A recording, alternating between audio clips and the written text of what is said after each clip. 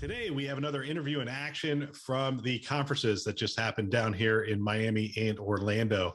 My name is Bill Russell. I'm a former CIO for a 16-hospital system and creator of This Week Health, a set of channels dedicated to keeping health IT staff current and engaged. We want to thank our show sponsors who are investing in developing the next generation of health leaders: Gordian Dynamics, Quill Health, Tausight, Nuance, Canon Medical, and Current Health. Check them out at thisweekhealth.com/today. Here we go. All right, here we are from ViVE 2022, and we are here with Canon Medical HIT and Tim. Tim, what's your last name? Dawson. Tim Dawson. Yep. Larry Sitka. Larry Sitka. Okay, you're chief strategy officer? And I'm a CTO. CTO. Yeah. There we go. That was a slow start on my part, so I apologize for that. I'm supposed to be the professional here. I'm looking forward to this conversation because every time I think of Canon Medical, I think imaging. And I think of cameras and I think of imaging. And that is a part of your past, but you guys, I mean, we're talking here and I'm learning a ton about where you're at and where you're going. Larry, give us a little bit more on that. So Canon is, if you look at Canon as a visionary company, being able to bring all these different products, ancillary products together as one common platform that actively runs for all imaging services to be able to not only capture but also persist the information. So data persistence is really what VNAs are focused around, but then also the normalization side, right? Being able to take the data itself, the metadata, normalize it, make it accurate, so that these AI algorithms that are going to use it can actively use it going forward. So Canon has really evolved from, I'll say, a modality company or just a product-based company into an enterprise class solution. So enterprise application, not just around imaging. Okay, so Chief Technology Officer, what does that look like? I mean, what are we talking to CIOs about at this point? Right, so you have to handle the whole gamut from, obviously today, cybersecurity is a huge piece of it, right? So we have to build and deploy our solutions in a way that can be secure and then can provide interoperability with other areas of the overall enterprise. Another big piece is business intelligence, right? Getting the information out of the system and being able to bridge the traditional imaging, the information that we have out of the DICOM field, along with the HL7, and marry that data together to be able to get real actionable intelligence and really improve the quality that you can get out of our base and our history of image analysis, and be able to build more on top of that with access to other data sets. Think of it as a data persistence platform, right?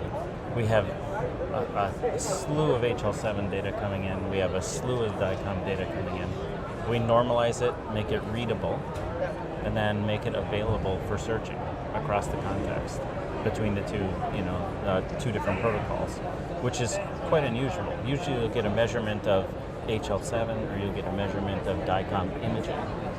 The other thing it allows us to do is not only just focus on just DICOM, but any content.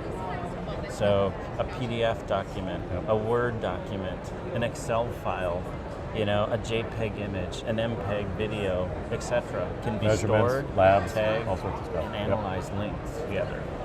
It almost sounds like a data management platform. Am I missing it, or? So having come from the VNA construct with a prior company that I sold, one of the biggest differences that I saw, and one of the reasons that I came to the organization, was primarily focused around data orchestration. So storing this stuff was pretty easy to do, and that's what I really focused on. If you can orchestrate the data to make it what I call difference of persistence and perception, so data persistence versus data perception. Canon is all about fidelity, it's all about perception, it's all about taking this pile of pixels and making it look to the best quality you can possibly make it. From very simplistic and easy to use to diagnostic quality to advanced visualization, high-end 3D rendering. So they have that baked. If you can put the two together, you have a platform that is, I don't know, I guess I would call it kick-ass. Talk to me about security. I mean, I've been talking to CIOs over the last 24 hours. We've done 14 interviews. About 10 of those have been CIOs of health systems. And they will tell you that, well, the number one issue they have is labor, either on the clinical side or on the IT side. Second thing they will tell you is the biggest challenge they have is cybersecurity. So we have those two challenges. Give us an idea of the things you're talking about here, how they would address either of those two challenges that the CIOs are facing. So we take an approach that we all read the NIST documents. We answer probably 3 security documents a week, different applications, from Coral applications to, Sensinet applications. And Tim and I took a step back about a year and a half ago, and we interpreted what we read just using basic common principles that already exist inside, but it's just a matter of implementation and configuration and being secure about what you do. Zero trust, right? So we support our form of a zero trust architecture where not only do you protect from the outside, but we protect from the inside using TLS, using encryption on the disk, encryption in flight, encryption inside the application. So the only time it's unencrypted is actually in memory of the application. I mean, the important thing really is there are 2 big pieces of cybersecurity that matter, right?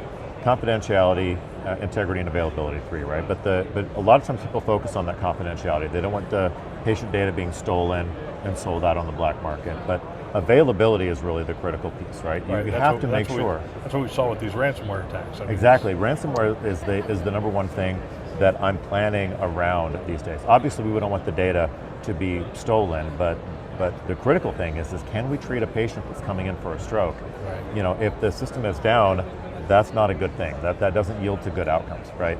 So at the end of the day, the critical piece is making sure that we use those items to lock the system down to really protect and prevent these type of denial of service attacks or the type of ransomware thing that would really prevent your ability to treat patients. Bill, one thing that if you could ask the CIOs that you speak with, ask them, do they have a PACS? They're going to say yes. Absolutely. I'm going to say, do you ever have to pay to get your data out of that PACS? Have you ever paid for a migration? How's that really different? And you know what? It's probably more expensive to do a data migration than a ransom, to be honest with you. So I think we're already being held hostage. And again, the construct of what ONC is trying to bring forward, right, with unlocking the data. When we have more time, I can tell you horror stories about almost going to jail in a foreign country because I was trying to access patient data. It's that bad. Yeah, that does take us in a different direction. Yep. The 21st century cures and all the things we're trying to do there. HIT. So it sounds like you're a consulting organization. I know you're enterprise software, enterprise applications, but are you coming in alongside these health systems and helping them to really evaluate this and look at their security architecture, look at their solutions around imaging and those kind of things? It really is a partnership. Our existing customer base in the last 3-4 years going forward, it's a partnership, right? Because if you've done one EI solution, you've done one, because the people are different, right, that make up the solution. So every solution that we bring forward is worked on over at least a 1-year almost time frame to bring these to market, to interact with, to do meeting after meeting after meeting, to do drawings, to do swim lane discussions, to make sure that we get an understanding of how that organization works.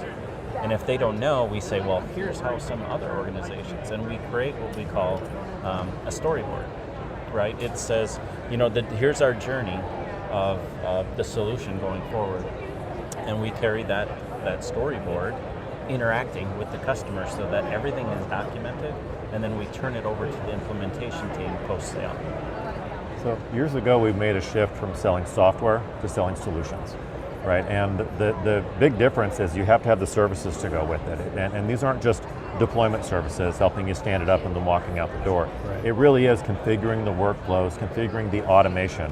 You don't want to have things with a lot of manual workarounds. You want to build as much automation as possible into the system. And so that's really where the services come into play. And then, yes, obviously, you can build a piece of software that's as secure as possible, but if you install it and then don't enable that security, then there's no actual security. It's like building a house with really thick doors and you never lock it. It's the same exact thing. So what are you hearing at the conference? I mean, this is a pretty good spot here. I was actually quite impressed as we're walking in. So I've been a member of Chime for a long time. Coming together with Chime splitting out of hymns and coming together with health to create ViVE. What I like to see is the incubation side of it, right? I'm a startup guy. So I love to see the fact that they're nurturing these small startup organizations, and that's where you get the great ideas and the great technology.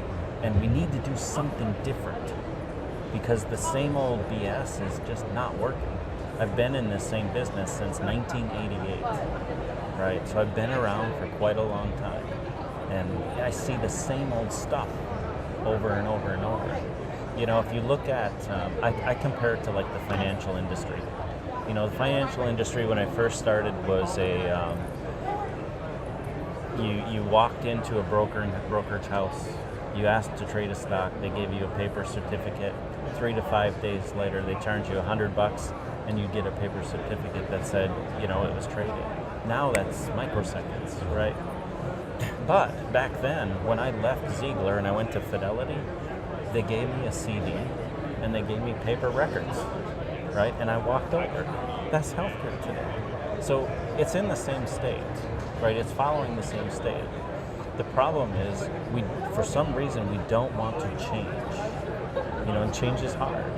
The other thing is, if health is really hard, it is really hard. Imagine if your bank account was kind of right. That's healthcare. Seriously. Yeah. You know, if you've ever, I'm simply amazed an x-ray gets read. You know, can you imagine reading, I get if it's a brain study, but what if it comes across as a Brian study? I mean, these common things. I had a colleague of mine, because I sit on the HIM-SIM committee we're focused right now just on body part and on anatomical region. And we wanted to go after these several fields to look at. And we couldn't, because I said, have you ever just looked at those two fields? I brought them up and see the number of actual, you know, data parameters that you get out of it. A friend of mine did a search, and there was 10,000 body parts in just 6 months. There aren't 10,000 body parts, right? So there's so much garbage. You know, the first step in driving AI, you need accurate information to drive AI. Clean data. We've heard that over and over again in these interviews. That's our first step. I keep telling Tim, or Tim, because I beat him up all the time. I say, we have to do, right, data normalization. That's the first thing you have to do when you get the data. It has to be done. And if we don't do that, you can have the best AI algorithm, it won't matter. So, yeah, it is an interesting challenge, and we hear AI everywhere. Right. And I'm now pushing people to define what they mean. You know, what are you doing? What are you actually doing with the data? What does it look like? And some of them sound like fancy algorithms. Others sound like true AI. So in my head, it's just, I'm a developer by trade, so it's just additional information. You know, and then it focuses on statistics, and then various, you know, heuristic search algorithms. You take those statistics, you feed them back into other applications. That's the machine learning side of it. But you can get algorithm drift. So we also have the capability of a platform that allows you to rebase those algorithms so that they don't drift. So in other words, as you use your application, and it drifts out of line based off of a cohort. So say an algorithm was used for just, and its patient population was Europeans, you know, descent. It will focus on just that. It doesn't take that into account unless it's told. So when it does that, it drifts. So if you come back and you have somebody of Asian descent, you get skewed results. You have to make sure that you have the right data set that you built the algorithm on top of. Yes. In order to make Otherwise, sure that it works. They works. just go way off in the weeds. Yeah, you have to be careful for that. Algorithm drift. And I think, you know, coming back to your question of what is AI, right? I mean, you're right. That term is is used to mean a lot of different things, right? And that's pretty common in our industry, is we'll take a term and we'll use it to mean, and everybody will put their stuff on it. It could mean, I've heard people talk about some of our algorithms that have been around from the early advanced visualization days, that we've literally just taken hand-coded algorithms that took years to code and get right, and we drop those in. That's not really AI, that's not machine learning, but it doesn't matter, it gets used the same way. If it can automatically diagnose something or automatically segment out and identify where stenosis is, or identify a tumor, that's what really matters at the end of the day, that you automate the workflows and that you streamline care. So that's what really matters. The promise of AI is that machines are going to be able to look at patterns or images or what, but they're looking for patterns. Right. And they're going to be able to look for patterns. I don't necessarily have to tell it what to look for. If it looks at enough of the patterns, it's going to say, I see this, I see this, I see this. Right. This is what I see. And then eventually we can tell it, that's cancer, that's not cancer, that's whatever it is. And then it can go, oh, okay. And then it can look at the next batch of images and go, we think this is cancer. And it's a platform that gets smarter as it goes, right? I mean, that's what we... You have to take care, that's absolutely right, but you have to take care about your input data sets and to make sure that you've got good ground truth, right? And that you're designing the training properly. I mean, we've all heard the story about the people that were taking visible light images of skin tumor, right? And they took hundreds of thousands of photos, and every one of them had a mole or a tumor or something like that on the skin, with a ruler next to it, measuring it and everything. And then what they found out at the end of training that algorithm was that they had built a really wonderful ruler detector. And so, I mean, you have to make sure that you're doing the right thing, right? And so it's not just as simple as throwing the images in. You have to have people that understand how to craft the data sets and how to build good ground truth algorithms, how to build in a test cohort, right? That isn't part of your training, so that you can validate the results coming back out. And so then you can rebaseline it, as Larry pointed out, right? So all of those things are important, and you have to have that baseline of training and know what you're doing to make sure that you end up with a truly valuable clinical algorithm. The other component what makes Canon really desirable to me is that you have a three-legged stool, right? You have imaging and imaging services, you have health IT, but then you have this new up-and-coming piece, I call it the biology side of the business, where you have genetic baselines and profiles. You have, what do you call those, where they take the tube of blood, IBD, liquid biopsies. Yeah, liquid biopsy, yeah. And being able to detect that way. That's healthcare, right? Look at my genetics, take my blood, spin all the good stuff out, what's left over, tell me if it's bad, and if it's you're finding it at the molecular level. I get the pleasure of traveling all over the world, and this is exactly what a Bangkok hospital does, Bumrungrad Hospital. One of the most amazing places I've ever been. I go there to learn what they've done, just because they focus on health care. They don't focus on a payment model. They don't focus on cost, right? They focus on, how do I stop the patient from becoming ill? That's the perspective that we need to take. And where is that? Bangkok, Thailand. Oh, okay. It's called Bumrungrad Hospital.